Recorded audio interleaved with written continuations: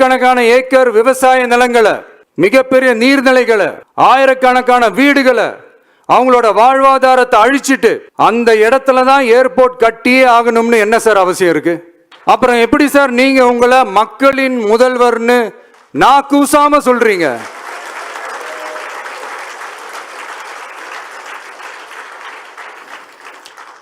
இதுல வேற உங்களுக்கும் இந்த பரந்தூர் ஏர்போர்ட் கட்டுற பிரச்சனைக்கும் சம்பந்தமே இல்லாத மாதிரி வேற காட்டிக்கிறீங்க.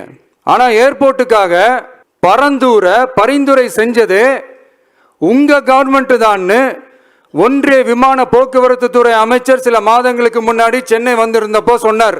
அதுக்கும் உங்ககிட்ட இருந்த எந்த பதிலும் இல்லை.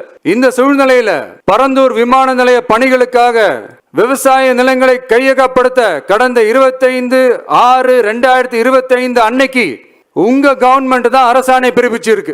விமான நிலையம் அமைக்கிறதையே ஏற்க மாட்டோம்னு வருஷக்கணக்காக போராடுற மக்களோட நிலங்களையும் சேர்த்தே கையகப்படுத்த அந்த ஆணை பிறப்பிக்கப்பட்டிருக்கு.